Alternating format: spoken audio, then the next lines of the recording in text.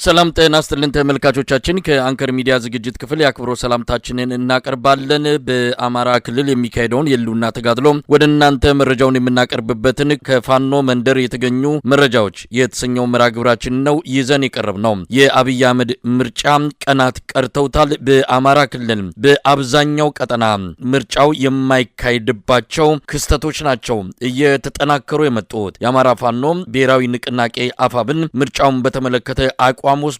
በምርጫው ላይ የሚሳተፉትን ለሚደርስባቸው ማንኛውም ጉዳት ኃላፊነቱን እንደማይወስድ አሳውቋል። የተለያዩ የተቃዋሚ ፓርቲዎች በጥምረት የሚገኙበት ትብብር ለኢትዮጵያ በአማራ ክልል መንቀሳቀስ የማይቻልበት ሁኔታ እንዳለ በመጥቀስ በአማራ ክልል ያለውን ምርጫ መሳተፍ የማይችልበት ሁኔታ መፈጠሩን አስታውቋል። የአማራ ፋኖ ብሔራዊ ንቅናቄ በተለያዩ አካባቢዎች አጠናክሮ በቀጠለው ጥቃት የተነሳ የምርጫው ሁኔታ እየተስተጓጎለ እንዳለም ተመልክቷል። እነዚህን ጉዳዮች የምናነሳበትን ከፋኖ መንደር የተገኙ መረጃዎች መራግብራችንን አሁን ጀምረናል። የዘውትር ተሳታፊያችን መስመር ላይ ይገኛል። እንደተለመደው ያለፉትን 2 እና 3 ቀናት የአውደ ውጊያ ውሎችን በመረጃ ያካፍለናል። ወደሱ አልፋለሁ። መሳይ በጣም አመሰግናለሁ። ምርጫ እየደረሰ ነው። ከ10 ቀን ያነሰ ጊዜ ነው የቀረው። የአገዛዙ ጦር በተለይ በዋናነት ብልጽግና በአማራ ክልል እና በኦሮሚያ ክልል አጋዥ ፓርቲዎችን ምንጣፍ ጎታች የሆኑ ፓርቲዎችን በተለይ ኢዜማንና አብን የሚባሉ ፓርቲዎችን በመያዝ እና የምርጫ ቦርድን ድጋፍ እየተደረገለት አገራዊ የምርጫ ሁኔታው አስቻይ ሁኔታዎቹ ሰፊ ናቸው። 97% በአማራ ክልልና በኦሮሚያ ክልል ምርጫ ማድረግ ይቻላል በማለት በእሱ አንደበት ብቻ ሳይሆን የሱ ጋሻ ጃግሬ የሆኑ ሎሌ የፖለቲካ ፓርቲዎችም ገዛ እየሰጡት በሚዲያ ላይ ወጣው እየተናገሩ ምርጫ ቦርድም ይህን እያጸደቀላቸው ምርጫው ከቀን ወደ ቀን ወደ ከፋ ነገር እንደሄደ እየታወቀ ነገር ግን አይንን ጨፍኖ ሊገባበት እንደሆነ እየታየ ነው። የፋኖ ኃይሎች ደግሞ በአማራ ክልል በተለያዩ አካባቢዎች ጥቃቶችን እየፈጸሙ ነው የሚገኙት። በእርግጥ ቢጫና ቀይ ቀለም ቀብቶ ለምርጫ አስቻይ ሁኔታ የሉም ብሎ ከ2 ወራት በፊት ይዞት የነበረውን አካባቢ ለመቆጣጠር ከፍተኛ ጥረት አድርጓል። በሰራዊት ብዛት ቦታን መቆጣጠር ፋኖን ማሸነፍ እችላለሁ ብሎ አስቦ በተንቀሳቀሰባቸው አካባቢ ምናልባትም ቢጫና ቀይ ቀለም የተቀቡትን ብቻ ሳይሆን በምርጫ የጦር ኃይሌ ከፍተኛ ቦታ ይዟል፣ እነዚህን ቦታዎች ሊነቀንቀኝ አይችልም ብሎ ባሰበባቸው አካባቢዎች የፋኖ ኃይሎች አፍንጫውን በመምታት ቦታዎችን እየተቆጣጠሩ ነው የሚገኙት። በዛሬው ዕለት እንኳን ብንመለከት መሳይ በራያ ግንባር በተደረገ ተጋድሎ የአገዛዙ ጦሮች ግማሽ ቀን ውጊያ ነው የተደመሰሱ። በዚህ በራያ ግንባር በተደረገው ውጊያም 22 ወታደሮች መማረካቸው፣ የቀረው ወታደር ደግሞ ከአካባቢው መሸሹን ሲሸሽም ተበትኖ በርካታ ቆስለው መንገድ ላይ እንደተገኙና የጦር መሳሪያዎች እንደተማረኩ ነው መረጃው የደረሰኝ። በሰሜን ወሎ ዞን በራያ ቆቦ ወረዳ የአማራ ፋኖ ብሔራዊ ንቅናቄ ወሎ ቤቱ አማራ ምኒልክ ዕዝ ከሌሊቱ 10 ሰዓት ጀምሮ የ102ኛ ኮር በ4 አቅጣጫ ከአገዛዙ ሰራዊት ጋር ትንቅንቅ በማድረግ አኩሪ ገድል መፈጸሙን አስታውቀዋል። የ12ኛ ክፍለ ጦር ቃኝ በአገዛዙ ጦር ላይ ማጥቃት በማድረግ ከፍተኛ ቁጥር ያለው ሰራዊት በመደምሰስ 22ቱንም መማረክ መቻሉን አስታውቋል። የአገዛዙ ሰራዊት አባላት ተማርከዋል። በአውደ ውጊያው የሻለቃና የሻምበል አመራሮችን ጨምሮ በርካታ የጦር አባላት እንደተደመሰሱም አያይዘው ጠቅሰዋል። እንግዲህ የ102ኛ ኮር አካል የሆነችው 65ኛ ክፍለ ጦር ሙሉ ኃይሏን በማስጠጋት በተለምዶ ዋርካ መንደር በተባለው አካባቢ ጮቢበር በሞርተርና በድሽቃ ተኩስ በመክፈት ለእግረኛው ኃይል ሽፋን በመስጠት በዚሁ በቀጠለው ትንቅንቅ የ65ኛ ክፍለ ጦር ሜካናይዝድ በሞርተር 82 ኢላማዎችን የጠበቀ ድብደባ በመፈጸም በአገዛዙ ጦር ላይ ከፍተኛ ኪሳራ ማድረሳቸውን አስታውቀዋል። በተደረገው ውጊያም 16 ክላሽንኮቭ መሳሪያ መማረክ ችሏል። 632 የክላሽ ተተኳሽ ጥይት መማረክ ችሏል። 695 የመትረጌስ ጥይት መማረክ ችሏል። 274 የድሽቃ ጥይት፣ 23 የክላሽ መጋዝን፣ 74 ወታደራዊ ሻንጣ፣ 52 የዝናብ ልብስ፣ 61 የውሃ ኮዳ፣ 13 ኤፍ1 ቦምብ እንዲሁም 1 ሞርተር 82 የተባለ በተደረገው ውጊያ ማቃጠላቸውን እንዲሁም 1 ሞርተር 120 ሚሊ ሜትር ሌላ ደግሞ ማቃጠላቸውን በአጠቃላይ የተደመሰሰው የአገዛዙ ጦር በድምሩ 84 ሲሆን የተማረከው 22 መሆኑን አስታውቀዋል። በሌላ ዜና በምዕራብ ጎጃም በጎዛመን ወረዳ ቀኝ አምቦ፣ በሌላኛው ወረዳ ደግሞ በስናን ወረዳ በደብረ ኤልያስ ወረዳዎች በአጠቃላይ በምስራቅ ጎጃም በ3 ወረዳዎች በተደረገው ውጊያ 65 የአገዛዙ ወታደሮች ሲደመሰሱ በርካታ የጦር መሳሪያዎችና የመገናኛ ሬዲዮኖች በፋኖ ቁጥጥር ስር መግባታቸውን አስታውቀዋል። በተመሳሳይ በዚሁ ቀጠና የአገዛዙ 6ኛ እዝና 117ኛ ክፍለ ጦር የኦርዲናንስ የፋይናንስና የሰው ኃይል ኃላፊዎችን ጨምሮ ከፍተኛ የጦር መሪዎች አገዛዙን ከድተው ከነሙሉ ትጥቃቸው የፋኖ ኃይሎችን መቀላቀላቸውን አስታውቋል። ቴዎድሮስ በሁሉም ግንባሮች እያደረገ ባለው ተጋድሎ በተለይ ከውጊያ ቀጠና በዘለለ በርካታ የአገዛዝ ጦር ስናይፐሮችን፣ ድሽቃዎችንና ሞርተሮችን በተቀናጀ ሁኔታ አመራሮችን ጨምሮ የፋኖ ኃይሎችን እየተቀላቀሉ እንደሆነ ነው መረጃዎች የሚያመላክቱት። ዛሬ ማምሻውን በባህር ዳር ዙሪያ ወረዳ የፋኖ ኃይሎችን አንድ የአገዛዙ ጦር አንድ ስናይፐር 2 ጥቁር ክላሽ በመያዝ የፋኖ ኃይሎችን መቀላቀሉ ነው መረጃዎች የሚያመላክቱት። ወደ ሸዋ ስንሄድ የፋኖ ኃይሎች በበርካታ ቦታዎች ጥቃቶች ሲፈጽሙ ውለዋል። የአማራ ፋኖ ብሔራዊ ንቅናቄ ሸዋ ጠቅላይ ግዛት አሳምነው እዝ የመሐመድ ቢሆነኝ ኮር እቴጌ ጣይቱ ክፍለ ጦር 3ኛና 4ኛ ሻለቆች ከደጃዝማች ተሰማ እርገጤ ክፍለ ጦር ጋር በጋራ በፈጸሙት ጥቃት 2 የሻለቃ መሪዎችን ጨምሮ ከ40 በላይ የአገዛዙ ጦር መደምሰሳቸውን አስታውቋል። የአገዛዙ ጦር ከደብረ ብርሃን በመነሳት መዳረሻውን አንኮበር ወረዳ አልዩ አምባ ከሚገኘው አድማ ብተናና ሚሊሻ ጋር በመቀናጀት ወደ ጎርጎ ሲጓዝ ቦሩዱማና ኮሬ አምባ በተባሉ ቦታዎች ላይ ከባድ ጉዳት ማድረሳቸውን አስታውቋል። ይህ በእንዲህ እንዳለ የደጃዝማች ተሰማ እርገጤ ክፍለ ጦር ደግሞ በይፋት ቀጠና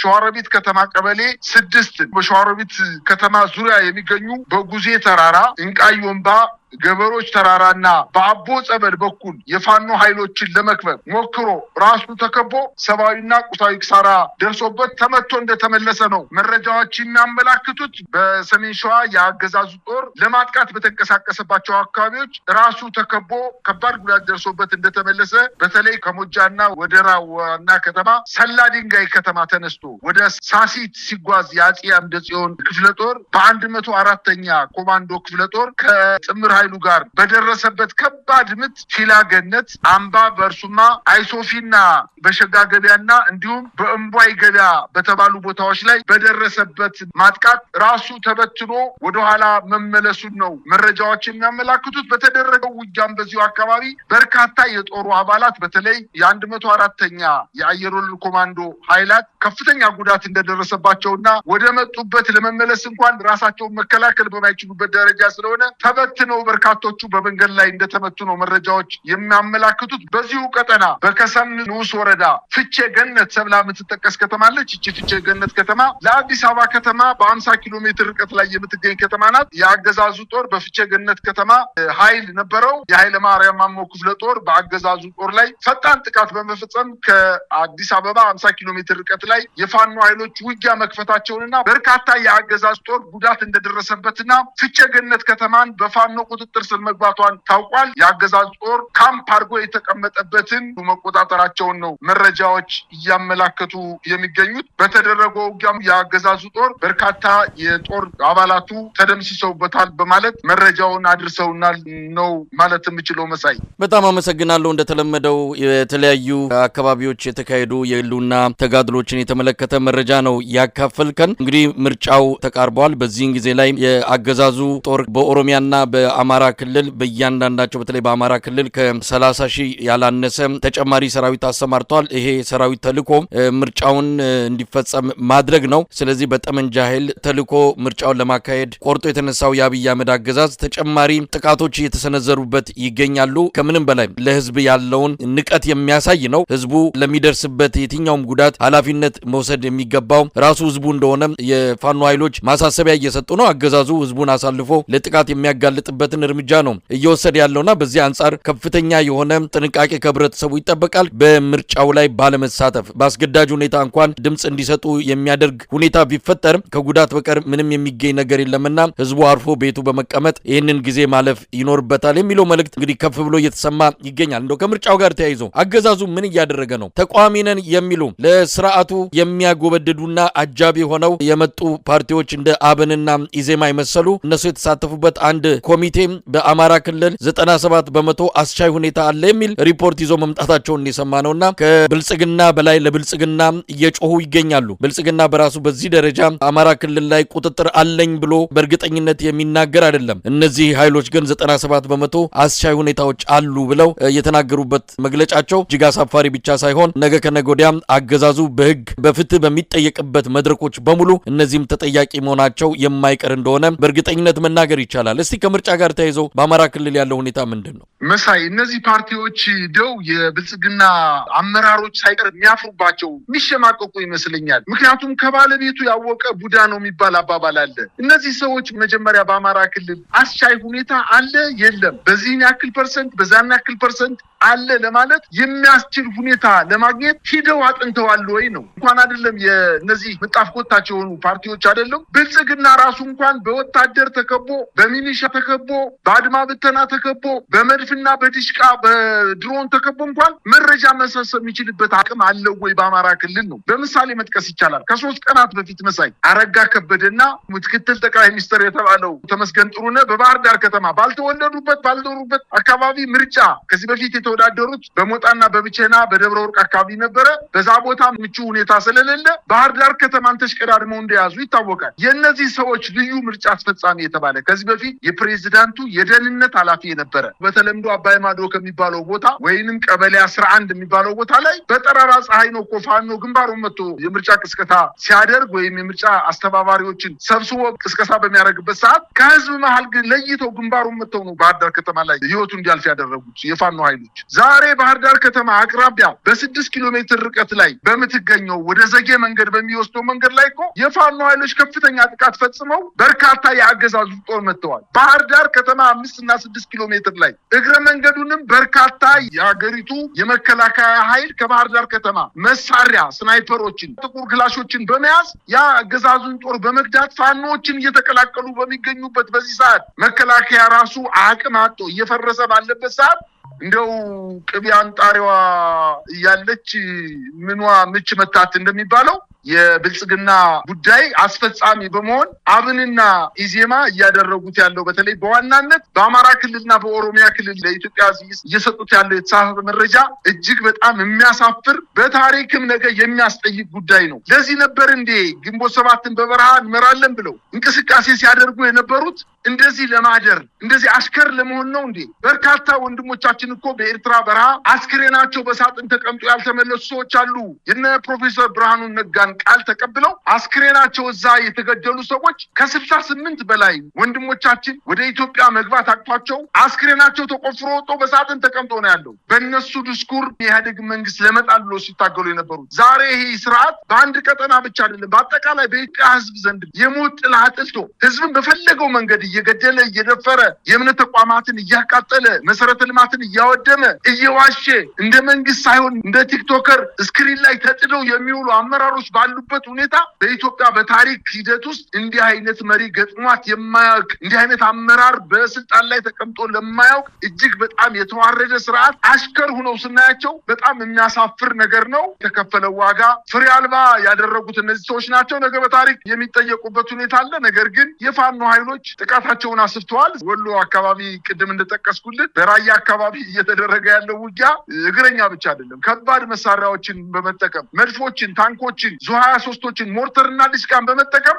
ለማጥቃት የተንቀሳቀሰው ኃይል ሞርተርና ዲሽቃዎቹ በሌላ ሞርተርና ዲሽቃ የመከላከያ ዙ23 በፋኖ አልሞ ተኳሾች እየተቃጠለበት እየወደመበት ሰራዊቱ አካባቢውን ለቆ እየተበተነ እንደሆነ እየታወቀ 97% አይደለም 7% አስቻይ ሁኔታ በሌለበት ሁኔታ እንደዚህ አይነት የማሽቃበጥ ድርጊት መፈጸማቸው ነገ በታሪክ የሚጠየቁበት ሁኔታ ነው ያለው። ዙ23 ተቃጥሏል እኮ ዛሬ 20 ሚሊሜትር ሞርተር ተቃጥሏል። ኦራሎች ተቃጥለዋል። ሞርተር 85 የሚባለው ተቃጥሏል። በተለይ በአማያ አዲስ ዓለም በሚባሉ አካባቢዎች የመከላከያ ሰራዊት 3 ሰዓት ባልሞላ ውጊያ ነው ብትንቱም የወጣው። በእስቴ ወረዳ ተጠግቶ የነበረው የአገዛዙ ጦር በፋኖ ኃይሎች ከበባ ተፈጽሞበት በርካታ ጦሩ እንደተደመሰሰና ውጊያው ገና አፍላ ውጊያ እየተደረገ ስለሆነ መረጃዎችን ማግኘት አልቻልኩም። እንግዲህ እስቴ ማለት ለባህር ዳር ከተማ በጣም በቅርብ ርቀት ምናልባትም ከ40 ኪሎ ሜትር ርቀት ላይ ያለ ከተማ ነው። አስቻይ ሁኔታ አለ የሚሉት የት ላይ እንደሆነ እንግዲህ ይንገሩ ነው። በዚህ ከተማ ላይ ይህን ያክል የምርጫ ጣቢያ አለ። በዚህ ምርጫ ጣቢያ ላይ 97 ከመቶ ላይ ማስመረጥ እንችላለን ብለው ይበሉንና እንመናቸው። ነገር ግን አገዛዙ አንድ እየተከተለ ያለው ስልት አለ።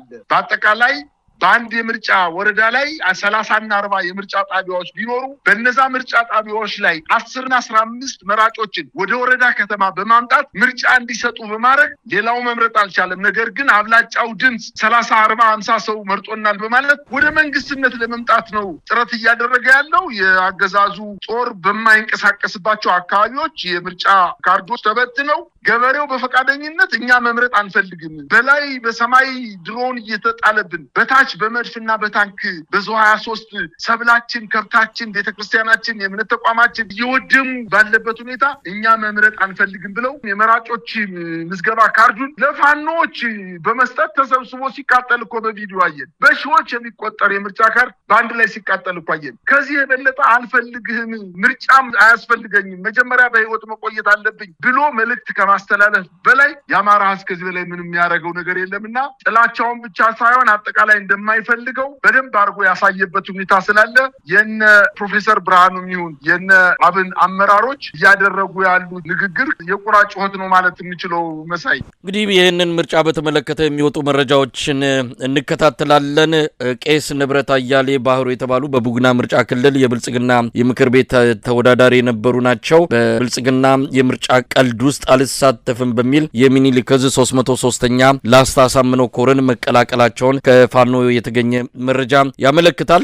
በአማራ ክልል አይደለም በኦሮሚያም ምርጫ የሚካሄድበት ሁኔታ በአብዛኛው እንደሌለ ነው የሚነገረው። የኦሮሞ ነጻነት ሰራዊት ኦላ ይህንን አስመልክቶ ማሳሰቢያ እየሰጠ ነው የሚገኘው። ህብረተሰቡ በዚህ ምርጫ ባለመሳተፍ ራሱን ከአደጋ መጠበቅ አለበት። አገዛዙ ሆን ብሎ ህብረተሰቡን አደጋ ላይ በመክተት በእልቂት ተረማምዶ ስልጣኑን ለማስጠበቅ እየተካሄደ ያለውን የምርጫ ሂደት ነው እንግዲህ ህብረተሰቡ በማውገዝ ባለመሳተፍ ራሱንም ከሞትና ከተለያዩ ጉዳቶች እንዲጠብቅ መልእክት እያተላለፈ ያለው። በነገራችን ላይ በሲዳማ እና በኦሮሚያ ክልል አዋሳኝ ወረዳዎች ላይ ሰሞኑን የተጀመረው ውጊያ ተጠናክሮ የቀጠለበትና ህዝቡ እየተሰደደ ያለበት ከፍተኛ ማህበራዊ ቀውስ የተከሰተ እንደሆነ መረጃዎች እያመለከቱ ነው። እንግዲህ ብዙ ወረዳዎች አሉ፣ አጎራባች ዞኖችና ወረዳዎች ይገኛሉ። በእነዚህ አካባቢዎች በሙሉ አሁን ባለው ሁኔታ ምርጫ የማይካሄድ እንደሆነ ነው መረዳት የሚቻለው።